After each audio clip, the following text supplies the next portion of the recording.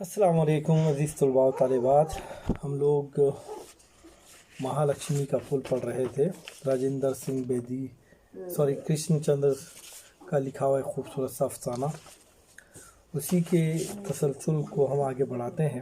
کہانی کی ابتدا ہوئی ہے. مصنف اس کہانی کا خود راوی ہے. وہ کہانی کو بیان کر رہا ہے اور اصل میں ایک اسٹیشن کے پار ایک نالہ ہے. نالے پر ایک جنگلہ ہے. اس جنگلے پر کچھ ساڑیاں سوکھنے ڈال دی گئی ہیں جو مختلف اقسام کے ہیں. غربت بھری زندگی ہے جو 4 نمبر 8 کے لوگوں کی ہے نا. 4 نمبر 8 ایک بڑی غریب سی چال ہے جس میں لوگ رہتے ہیں. ظاہری بات ہے غریب لوگ رہتے ہیں. وہ لوگ اپنے کپڑے دھو کر سکھانے کے لیے اس جنگلے پر اپنی ساڑیاں ڈال دیتے ہیں. ہر ساڑی ایک کہانی بیان کر رہی ہے. ہم لوگ پڑھ رہے تھے شانتا بائی کے بارے میں جس کی ساڑی جو ہے بھورے رنگ کی ساڑی ہے. بڑی اس کے بہت ہی غریب قسم کی عورت ہے. دوسروں کے گھروں میں جانا, کام کرنا, بچوں کو پالنا. شوہر بھی جو ہے مختلف جگہوں پر کام کرتا ہے اور وہ اس کا شوہر جو ہے تاڑی پیتا ہے. غربت اور پریشانی کے غم کو بھلانے کی کوشش کرتا ہے. روز تو پی نہیں سکتا کیونکہ اس کے اخراجات وہ بھی اس کے پاس نہیں ہوتے ہیں. کچھ روپیوں کی یعنی چھٹے ماہ سے ساڑی جو تھی وہ جو شانتا بائی پہنا کرتی تھی وہ پھٹنا شروع ہو جاتی ہے, تار ہونا شروع ہو جاتی ہے. 7ویں ماہ بڑی مشکل سے سی کر, جوڑ کر, ٹانکے لگا کر, گانٹھ لگا کر کسی طرح کام چلا دیا جاتا ہے. پھر وہی 5 روپے 4 آنے خرچ کرنے پڑتے ہیں اور پھر بھورے رنگ کی ساڑی آتی ہے. بھورے رنگ کی ہی ساڑی خریدنا اور اسی رنگ کو پسند کرنا, اس کے پیچھے بھی ایک اس کی اپنی کہانی تھی کیونکہ وہ محنت کرنے والی, مزدوری کرنے والی عورت تھی. بھورا رنگ ایک ایسا رنگ تھا جو بہت جلد جو ہے میلا نہیں ہوتا ہے, اس لیے وہ اسی کو پسند کرتی تھی. ایسا نہیں ہے کہ وہ شوق رنگ یعنی رنگوں کو پسند کرنے والی عورت نہیں تھی, لیکن کریں گے کیا. 2-3 بچوں کی ماں ہے, لیکن گھر کے اخراجات ہیں, ذمہ داریاں ہیں, کام ہیں. ان کاموں میں اس کا بہت سارا وقت اتنا نہیں رہتا کہ اچھے سے کپڑوں کا اہتمام کرے. شانتا بائی کو شادی سے پہلے بہت سارے کلر, مختلف اقسام کے کلر بہت زیادہ پسند تھے. زندگی گزر رہی تھی یوں کیوں.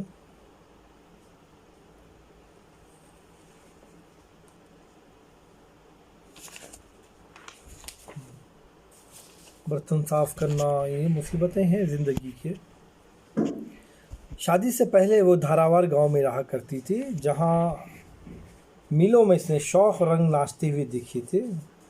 جہاں اس کے باپ کے دھان کے کھیت تھے, شوق ہرے رنگ کے کھیت, اور آنگن میں پیرو کا پیڑ, جام کا پیڑ ہے نا, وہ توڑ کر کھاتی اور گھما کرتی. شیرینی اور گلا اٹھتی. وہ رنگ, وہ چمک, وہ دمک ختم ہو گئی ہے زندگی میں. وہ سارے رنگ کیوں ایک لخت بھورے ہو گئے. شانتا بائی کبھی برتن مانجتے, کھانا پکاتے, اپنی ساڑی دھوتے سوچا کرتی. اور اس کی بوڑھی ساڑی سے پانی کے قطرے, بوڑھی ساڑی سے مراد کوئی انسان نہیں ہے, یعنی بوسیدہ ساڑی سے پانی کے قطرے آنسوؤں کی طرح ریل کی پٹری پر بہتے جاتے ہیں. اور دوسرے دیکھنے والے لوگ ایک بھورے رنگ کی بدصورت عورت کو پل کے اوپر جنگلے پر ایک بھوری ساڑی پہلاتے ہوئے دیکھتے ہیں. بس دوسرے لمحے میں گاڑی کے نیچے سے گزر جاتی ہے. یہی زندگی تھی شانتا بائی کی. اب جیونا بائی ہے دوسری شخصیت. جیونا بائی کی ساڑی جو شانتا بائی کی ساڑی کے ساتھ لٹک رہی ہے گہرے بھورے رنگ کی ہے. وہ بھورے رنگ کی تھی, یہ گہرے بھورے رنگ کی ہے. بظاہر اس کا رنگ شانتا بائی کی ساڑی سے بھی پھیکا نظر آئے گا, لیکن اگر آپ اسے غور سے دیکھیں گے تو اس پھیکے پن کے باوجود یہ آپ کو گہرے بھورے رنگ کی نظر آئے گی. جیونا بائی کی ساڑی گہرے भूरे रंग की। इसकी कीमत भी वही 5.5 रुपये 4 आने की, और बड़ी ही बोसीदा है। कई महीने से पहन रहे हैं, धो रहे हैं, पहन रहे हैं, तो बोसीदा होने वाली है। 2 एक जगह से फटी हुई है, लेकिन अब वहाँ पर टाँके लग गए हैं और इतनी दूर से मालूम भी नहीं थे। हाँ, आप वो बड़ा टुकड़ा ज़रूर देख सकते हैं जो गहरे नीले रंग का है, और इस साड़ी के बीच में जहाँ से ये साड़ी फट चुकी है, पेवंद लगाया गया है। जीवनाबाई की इस पहली साड़ी का, पुरानी साड़ी का पेवंद उसको लगाया गया। वो बेवा हैं, लिहाजा उन्होंने पुरानी यादों से नई यादों की तलखियों को भूल जाने की कोशिश किया करती हैं। जीवनाबाई अपने इस खाविंद के लिए रोती रहती हैं जिसने उन्हें मार मार कर उसकी एक आँख फोड़ डाली थी। नशे में था वो इसलिए नशे में था कि उसको रोज़ मिल से निकाल दिया गया था। ढोंगडू नाम था इसका। बूढ़ा हो गया था, किसी काम का नहीं रहा था, तजुर्बेकार था, लेकिन मजदूर था। मेहनती होना ज़रूरी है, नौजवान होना ज़रूरी है। जब ज़ईफ़ होता है तो फिर उसकी मेहनत, उसकी लगन, उसकी अपनी पेशे से वाबस्तगी को नज़रअंदाज कर दिया जाता और निकाल दिया जाता। ऐसा ही ढोंगडू के साथ हुआ, उसको निकाल दिया गया। दिन रात वो उस कपड़े के मिल में काम करता था और उसके रेज़े उसके फेफड़ों में जाते और दमे की बीमारी में ये मुब्तला हो गया। जब बरसात आती तो ये नन्हे नन्हे रेशे से दमे में मुब्तला कर देते, और जब बरसात ना होती तो वो दिन भर और रात भर खांसता रहता। कौन? जीवनाबाई का शौहर जो मर चुका है, उसके बारे में बयान कर रहा है मुसन्निफ। एक खुश्क और मुसलसिल खनकार घर में रहती और कारखाने में भी। मालिक देख लिया, वो समझ गया कि भाई ख़तरनाक घंटी है, लिहाजा इसको निकाल दो। ढोंगडू और उसके 6 माह बाद उसको मिल से निकाल दिया गया, और वो 6 माह बाद मर भी गया। जीवनाबाई को उसके मरने का बहुत गम हुआ। क्या हो अगर गुस्से में आके एक दिन उसने जीवनाबाई की आंख निकाल दी। मगर 30 साल की शादीशुदा ज़िंदगी एक लम्हे के गुस्से पर कुर्बान नहीं की जा सकती। गुस्सा बजा था। अगर मिल मालिक ढोंगडू को यूं बेकसूर मिल से ना निकालता तो उसको गुस्सा ना आता। उसे अपने बेकारी का गम था। अपनी 35 साल खिदमत से उसको एक अचानक एकाएक बरतरफ कर दिया गया था। उसका उसे बहुत बेइंतहा गम था, रंज था। मिल मालिक ने चलते चलते उसको एक धेला भी नहीं दिया कि चलिए अब यहाँ से आपकी बाकिया ज़िंदगी। हाँ, खाली हाथ वापस लौटा दिया था, और दरवाजे से बाहर निकलने पर वो मायूसी से वापस आ गया। बाहर आने पर इसे ऐसा मालूम हुआ जैसे इन 35 सालों में इस मिल ने उसके खून को, उसकी ताकत को, उसकी जवानी को, उसके हुस्न को चूस लिया है, और इसे बेकार समझकर बाहर कोड़े करकट की ढेर पर फेंक दिया। वो बड़ी हैरत से मिल के दरवाजे को और इस बड़ी चिमनी को, चिमनी कहते हैं जहाँ से धुआं निकलता है, देखने लगा, जो बिल्कुल उसके सर पर एक खौफनाक देव की तरह आसमान से लगी खड़ी थी। एकाएक ढोंगडू ने गम और गुस्से से अपने हाथ मले, ज़मीन पर ज़ोर से थूका और फिर ताड़ी खाने में चलेगा। शायद उस वक्त भी इसकी आंख ना जाती। किसकी? जीवनाबाई की। अगर उसके पास इलाज के लिए पैसे होते शायद वो आँख तो गल गल कर, सड़ सड़ कर खैराती हस्पतालों में डॉक्टरों, कंपाउंडरों और नर्सों की बदएहतियातियों और गालियों और लापरवाहियों का शिकार हो गई। शौहर मारा, ताड़ी पीकर आया और गुस्से से मारा, आँख चलेगी।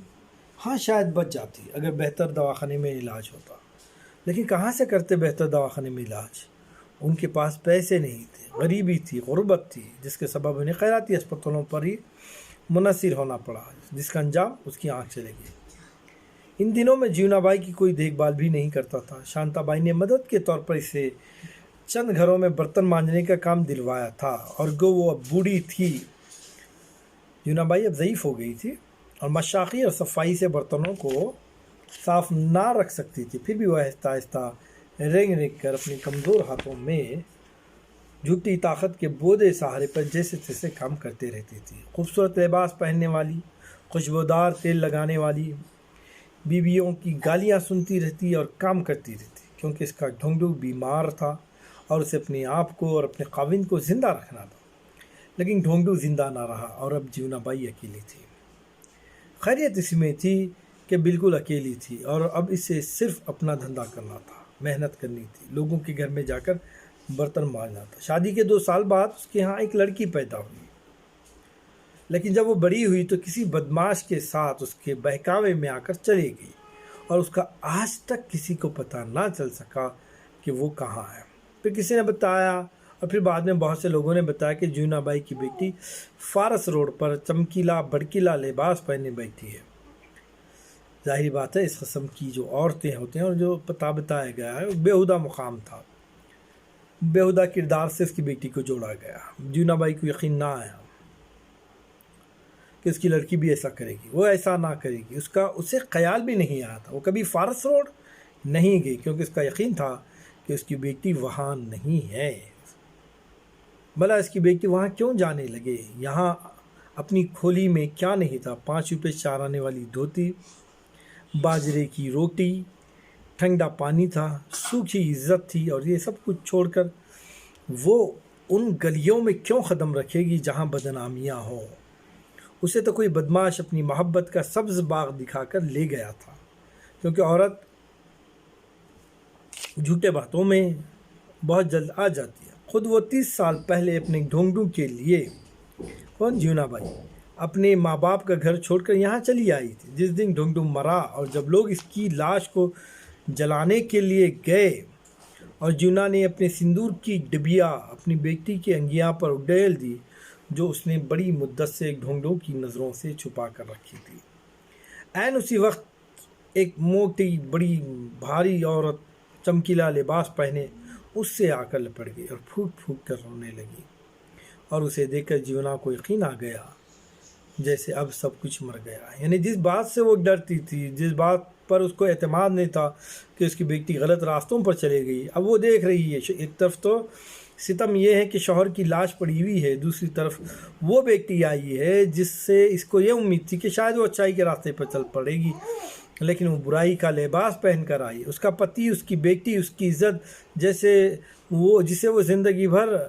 روٹی نہیں غلاظت کھاتی رہی، جیسے اس کے پاس کچھ نہیں تھا، شروع ہی سے کچھ نہیں تھا، پیدا ہونے سے پہلے اسے سب کچھ چھین لیا گیا تھا، اسے نہتا ننگا اور بے عزت کر دیا گیا تھا۔ اور جیونا کو اس ایک لمحے میں احساس ہوا کہ وہ جگہ جہاں اس کا خاوند زندگی بھر کام کرتا رہا اور وہ جہاں اس کی آنکھ اندھی ہو گئی، اور وہ جگہ جہاں اس کی بیٹی اپنی دکان سجا کر بیٹھ گئی، ایک بہت بڑا اندھا کارخانہ، یعنی یہ دنیا اس کو اندھا کارخانہ لگنے لگی، جس میں کوئی ظالم جابر ہاتھ انسانی جسموں کے لیے گنے کا رس نکالنے والی مشین میں ٹھونسا جاتا ہے۔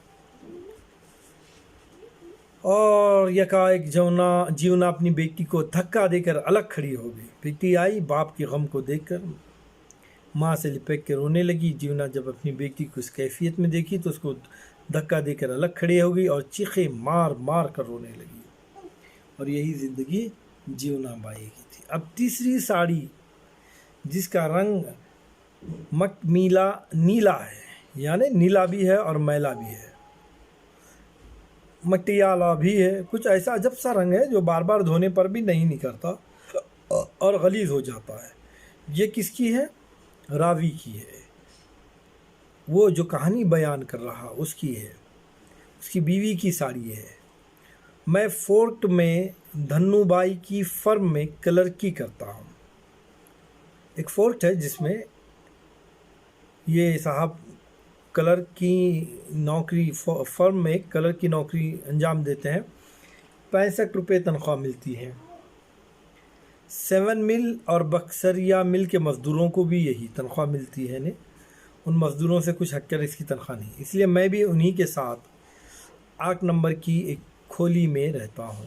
بہت زیادہ دولت نہیں میرے پاس، میں بھی انہی مزدوروں کی طرح ہوں، ٹائپ کر سکتا ہوں، انگریزی میں لکھ سکتا ہوں، میں اپنے وزیر اعظم کی تقریر جلسے میں سن کر سمجھ بھی لیتا ہوں۔ آج تھوڑی دیر بعد وزیر اعظم کی گاڑی مہالکشمی پر آئے گی۔ نہیں، وہ ریس کورس نہیں جائیں گے، مندر میں آئیں گے، وہ سمندر کے کنارے ایک شاندار تقریر کریں گے۔ اس موقع پر لاکھوں آدمی جمع ہوں گے، ان لاکھوں میں میں بھی ایک ہوں گا۔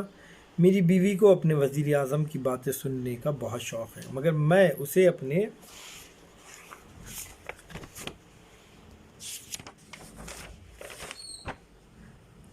قریب پڑا ہوا چمٹا ساتھ لے نہیں جا سکتا، کیونکہ ہمارے 8 بچے ہیں اور گھر میں ہر وقت پریشانی سی رہتی ہے۔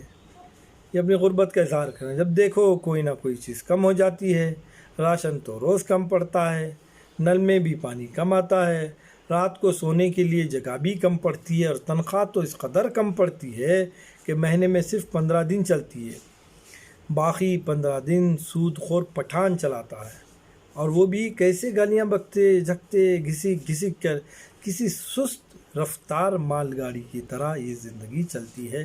یہ راوی کی زندگی ہے۔ 8 بچے ہیں لیکن اسکول کوئی نہیں جاتا، اسکول میں کوئی نہیں پڑھتا، میرے پاس فیس کے پیسے کبھی نہیں ہوں گے۔ پہل جب میں نے بیاہ کیا تھا، شادی ہوئی تھی، تو ساوتری کو اپنے گھر یعنی کھولی میں لایا، یعنی ان کی بیوی کا نام ساوتری ہے۔ تو میں نے سوچا تھا، ان دنوں ساوتری بھی بڑی اچھی باتیں سوچا کرتی تھی، نازک گوبھی کے نازک پتوں کی طرح پیاری پیاری باتیں۔ جب وہ مسکراتی تو سینما کی تصویر کی طرح خوبصورت دکھائی دیتی تھی مصنف کو۔ وہ ذرا سی بات پر بچوں کو بے تحاشا پیٹنا شروع کر دیتی، اور میں تو کچھ بھی کہوں، کیسے بھی کہوں، کتنی لجاجت سے کہوں، وہ تو مجھے کاٹ کھانے کو دوڑتی۔ موجودہ حال میں پہلے تو بڑی خوبصورت نظر آتی تھی، موجودہ یہ حال ہے کہ میاں بیوی میں جمتی نہیں، کھٹ پٹ ہوتے رہتی ہے۔ پتہ نہیں ساوتری کو کیا ہو گیا، پتہ نہیں مجھے کیا ہو گیا۔ میں دفتر میں سیٹ کی گالیاں کھاتا ہوں اور گھر پر بیوی کی گالیاں۔ شاید میری بیوی کو ایک نئی ساڑی کی ضرورت ہے، شاید اسے صرف ایک نئی ساڑی ہی نہیں، ایک نئے چہرے، ایک نئے گھر، ایک نئے ماحول اور ایک نئی زندگی کی ضرورت ہے۔ مگر اب ان باتوں کو سوچنے سے کیا ہوتا ہے؟ اب تو آزادی آ گئی، اور ہمارے وزیر اعظم نے بھی کہہ دیا ہے کہ اس نسل کو، یعنی ہم لوگوں کو، اپنی زندگی میں کوئی آرام نہیں مل سکتا۔ میں نے ساوتری کو اپنے وزیر اعظم کی تقریر جو اخبار میں پڑھی تھی سنائی، تو وہ اسے سن کر آگ بگولا ہو گئی، اور اس نے غصے میں آ کر چولہے کے قریب پڑا ہوا چمٹا میرے سر پر دے مارا۔ یہ زخم کا نشان جو آپ میرے ماتھے پر دیکھ رہے ہیں اسی کا نشان ہے، میرے ماتھے پر نہیں بلکہ راوی کے، نہیں تو آپ لوگ میرے ماتھے پہ دیکھیں گے، مگر آپ انہیں نہیں دیکھ سکیں گے، میں دیکھ سکتا ہوں۔ ان میں سے ایک نشان تو اس مونگیا رنگ کی جارجیٹ کی ساڑی کا ہے جو اس نے اوپیرا ہاؤس کے نزدیک بھنجی مل بھوندو رام پارچہ فروش کی دکان پر دیکھی تھی۔ ساڑی نہیں دلائی گئی تو بیگم نے مارا تو دوسرا بھی نشان آ گیا۔ ایک نشان اس کھلونے کا بھی ہے جو 25 روپے کا تھا، اور جسے دیکھ کر میرا پہلا بچہ خوشی سے کلکاریاں مارنے لگا تھا، لیکن جسے ہم خرید نہ سکے، اور جسے نہ پا کر میرا بچہ دن بھر روتا رہا، تو لازمی بات ہے بیگم غصے میں آئی، وہاں مارا، اور وہ بھی ایک نشان آ گیا۔ ایک نشان اس تار کا ہے جو ایک دن جبل پور سے آیا تھا، جو ان کا مائکا تھا، جس میں ساوتری کی ماں کی شدید علالت کی خبر تھی۔ ساوتری راوی کی بیوی، اس کی بیوی کی ماں کی طبیعت خراب ہوگی۔ ساوتری جبل پور جانا چاہتی تھی، لیکن 1000 کوشش کے بعد بھی مجھے کسی سے روپیے ادھار نہ مل سکے، اور ساوتری جبل پور نہ جا سکی، اور نہ جانے کا غصہ یہ رہا کہ اس نے راوی کو مارا، اور وہاں بھی ایک نشان آیا۔ ہاں، ایک نشان اس تار کا ہے جس میں اس کی ماں کی موت کا ذکر تھا، ماں مر گئی، بھیجے نہیں ایسی کی تیسی بلکہ مار دی۔